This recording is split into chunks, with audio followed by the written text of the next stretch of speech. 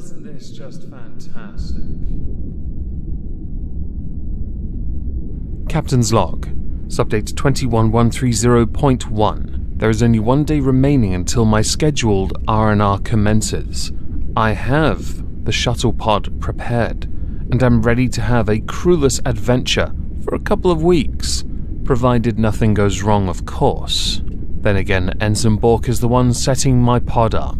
So I decided to hold off making this particular video from Thursday as I had planned because I wanted to be absolutely sure of everything that had transpired and the Summary fallout had concluded, as I believe it now has, and I'll be honest, it was as expected when it comes to more reactionary types that are more emotive. Let's go with that.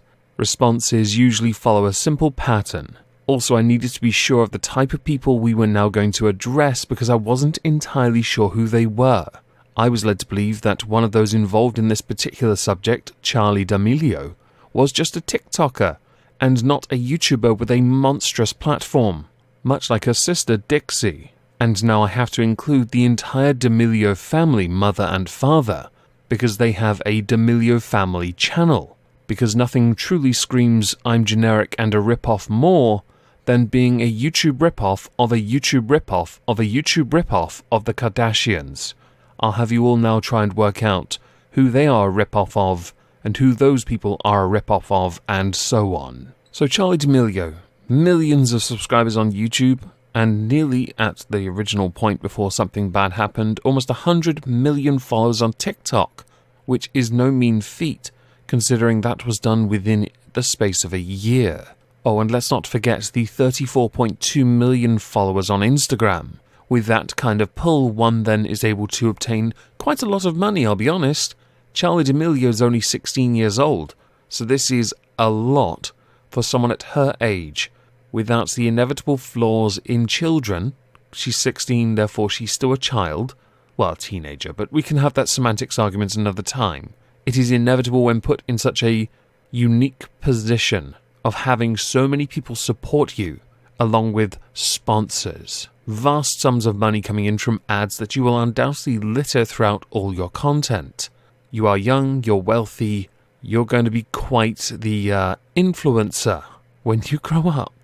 Sister Dixie also has a significant presence on YouTube. Nowhere near the size of Charli, but that doesn't really matter. They are both young, they are both successful, and by extension so is the family, which is one of the major reasons that the D'Amelio family started their own YouTube channel. Now, the way they've modelled it can come across as a bit of a Kardashian rip-off, in the sense that everything is done and it is exaggerated. This might seem like I'm supporting them with some of the poor decisions they've made as of late. So let's just focus on what happened with Charli, the youngest of the two, because what she did is what most people were then talking about, which I find fascinating because Dixie was hardly any better. It comes courtesy from the D'Amelio family videos, where they had a special guest in the form of James Charles have dinner with them. The chef had prepared traditional paella and a plant-based one for those who are more vegan. Within the traditional one, though, there were some ingredients that Dixie and Charli took exception to. Yummy. See? It sometimes happens when... What she was picking at was not a snail's liver.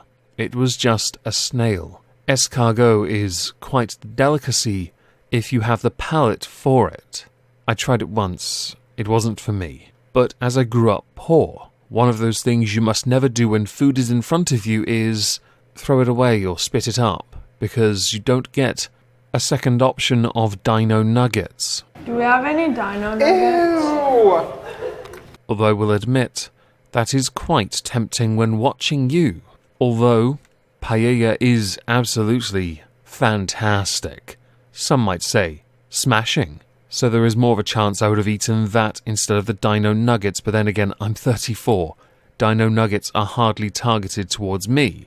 I'm just not going to turn them down if they're put in front of me. I might go buy dino nuggets now. Because of the behaviour within that video, where some champion James Charles's behaviour because he was polite, kind, courteous, He tried to stay on track with the video itself, although he did get a little distracted. A level of, let's say, professionalism after being on the platform for so long and being young and successful. Although some say it has gone to his head in other areas in the context of this video. The video that he was in, that is. No, he was okay. He was very, very polite and professional, which would have worked out quite handily for the D'Amelio family because his name is already a draw. They know they get the views, and they had planned on making that Dinner with the D'Amelios a series. So we'll put that to the side for a moment and focus on the fallout.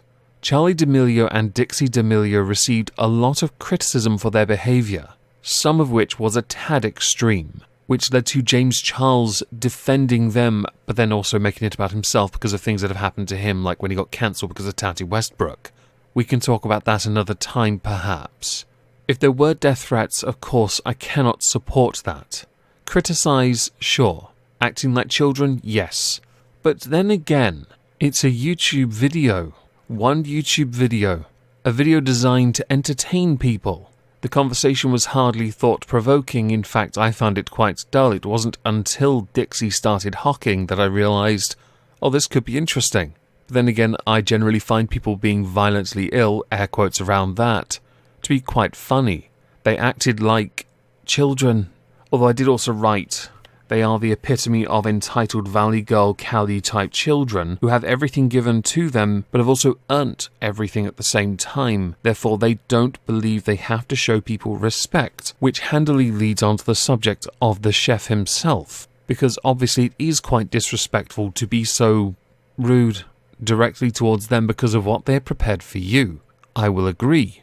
But then there is a video out there that has been circulating where he has said the following. Daily Mail all day, which is worldwide news, they said that she was a snob. I would call it fake news. Or spoiled. Fake news right now. Spoiled. Those girls are the greatest. I love them. Okay. It was all fun and games. Were your feelings hurt, or how did you, I mean... Not at all. I mean, I don't expect them to love the snails. Like I said, somebody, I'm not going to say who. Oh, this guy right thought here. It would be funny to feed them snails. And they reacted the way they reacted. It's all good. So it was your idea to put the snails in there? Yeah, it was my idea. We're in the content business, and I've known Dixie and Charlie for a long time. I've known the family for a long time, and I knew Dixie would eat it. She's fearless. She's afraid of nothing. I knew she would try it. I knew she probably wouldn't like it. But with this video, there is a problem. The problem is either he's telling the truth or he is covering his own backside because he doesn't want to lose his job. Both of those theories have been posited in many tweets underneath that video that iNabba tweeted out. I'm inclined to believe he's telling the truth, but only because I believe the D'Amelios over-exaggerated, overreacted to everything, and did it on purpose because views, yo. Does anyone remember the time of year this is? Allow me to give you a brief explanation and education on October, November, and December for YouTubers. Through October, November, and December, they are the single best months to upload content to YouTube provided it gets monetized. December is obviously the very best. November, though, it's pretty damn good. And the views on this alone, regardless of the blowback, which cost Charli D'Amelio about 1 million followers on TikTok, which she's already gained back and hit 100 million again, because it turns out you can't cancel her. You all overreacted. She's a child. Yes. She acted like a child. Yes. Do you really believe she's meant to be any different or better? Think where she lives, California, and the cliche of every teenager that comes from money or has a lot of money. I'm sure many people are thinking of Rice Gum here and his absolutely abhorrent behaviour. It's a cliche, and I'll be honest, no offence to the D'Amelios, but you are cliche.